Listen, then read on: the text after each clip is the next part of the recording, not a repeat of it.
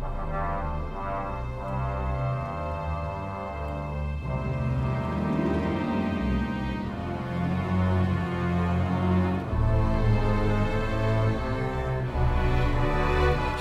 I'm Dallas Dickinson, Director of Production on Star Wars The Old Republic, the new story-driven MMO from BioWare and LucasArts.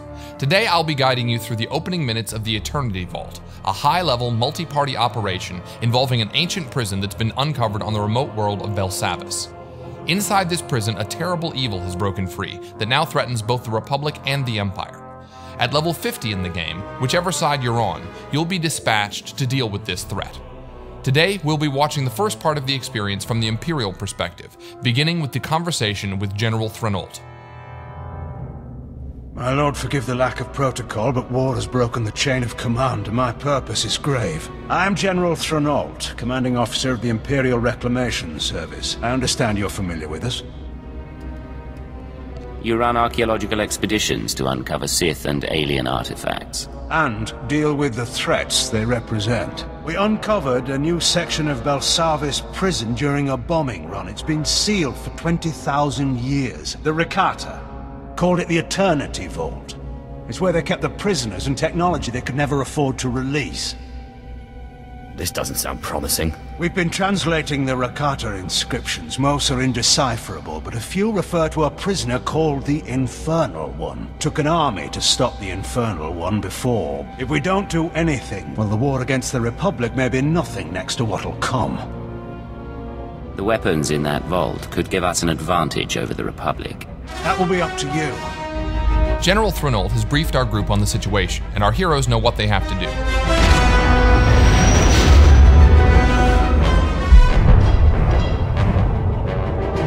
Within Belsavis atmosphere, proceeding to surface.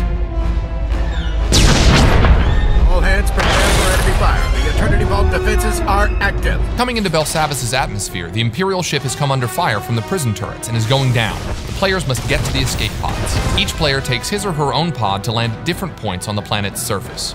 Weather conditions are extreme on this part of Belsavis. Players have to run through the snowstorm to gather up around a burning escape pod. Enter my domain. Children unknowing, they will serve. That voice belongs to the Infernal One. He knows our heroes have come for him, and he has prepared his prison fortress to repel their attack. Our players wisely take a moment to activate any abilities that can give the group defensive and offensive bonuses. They're going to need them. So as the battle begins, you can see the Sith Juggernaut. He's the primary tank for the group, and he's rushing ahead to draw fire from the turrets and the enemy droids. The Sith Assassin is the group's second tank, and he's getting in there also, drawing one of the Eternal Sentinel droids to him with his Force Pull ability. The Sith Assassin has more than just his lightsaber. He also uses lightning attacks and his Wither ability. The other members of the group are focusing their attention on the left side turret. These turrets pack quite a punch, so they need to be taken out quickly. Switching to the Sith Sorcerer, we can see that he's come under attack by some of the droids. Fortunately, the Juggernaut blasts by and gets the droid's attention. The Sorcerer gets some healing now from the Agent, who is one of the medics for the group. And now the Sorcerer can fire off some shock blasts and a lightning attack at the turret. The turret has focused its sights on the Mercenary. That white ray means a powerful area of effect attack is coming, so it's good the Mercenary is off to the side. The Mercenary fires off a few Heatseeker missiles, and you can see on the bar that the group is burning down the turret's strength.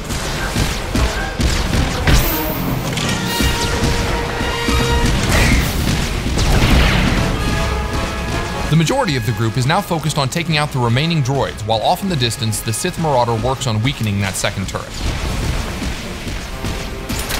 Here we see the Power Tech use his retractable blade on one of the droids, but even as one falls, more are coming in. You can see the Sorcerer here unleashing Force Storm, a wide area of effect attack to damage as many droids as possible.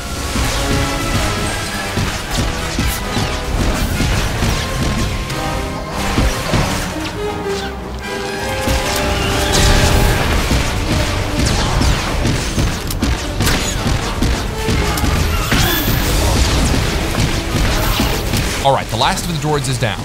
Now they've just got to deal with that second turret.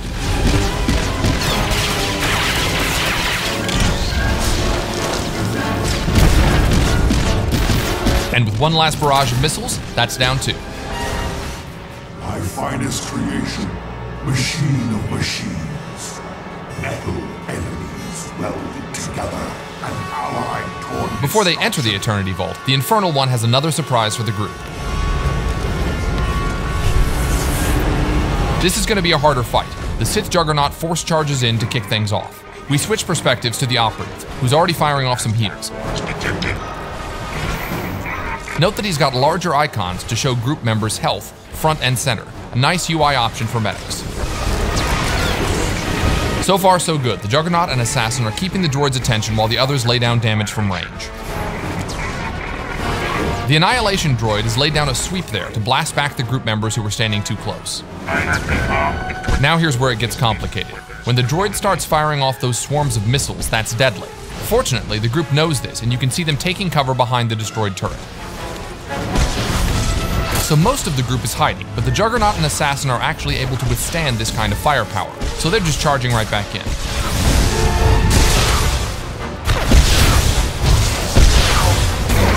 As soon as the missile barrage is over, the rest of the group emerges to continue the fight as well.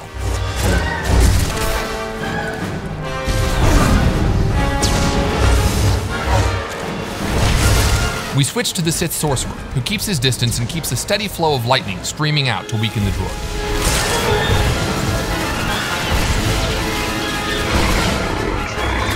The player slides into first-person view to get a better perspective on the battle.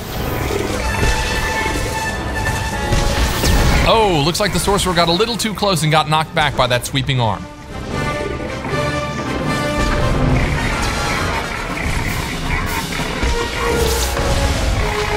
Now the droid is beginning another bombardment with his rockets. This time the group doesn't hide, however, and instead collapses in and keeps fighting. It's critical here that the healers use area of effect heals on the entire group. Even so, that's a lot of damage very quickly and the Marauder goes down. Luckily, the second Sorcerer, skilled in healing, has reanimation, which revives downed group members even in the midst of battle.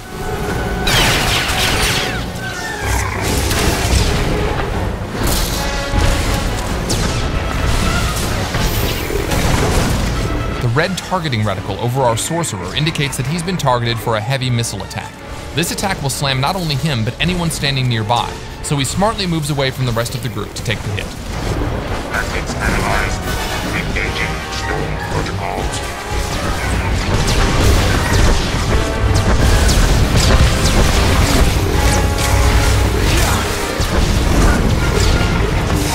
Ouch! Another swing from the Annihilation droid's cannon sends the Juggernaut flying. He won't stay down long though. Running back, he uses Force Charge to leap into the fray.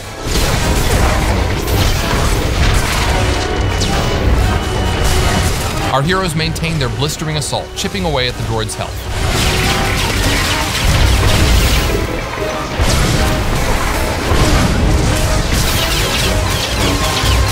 Tactics analyzed. Engaging storm protocols.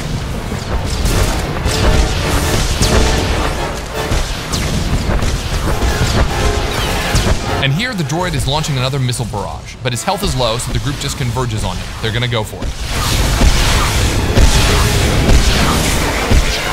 Oh, the droid's attacks are just too much. They're dropping. 1, 2, 3, even 4 of the group members go down. But it's not over.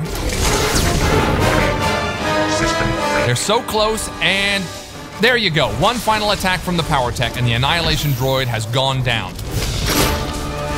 So that was just a small part of the larger Eternity Vault operation.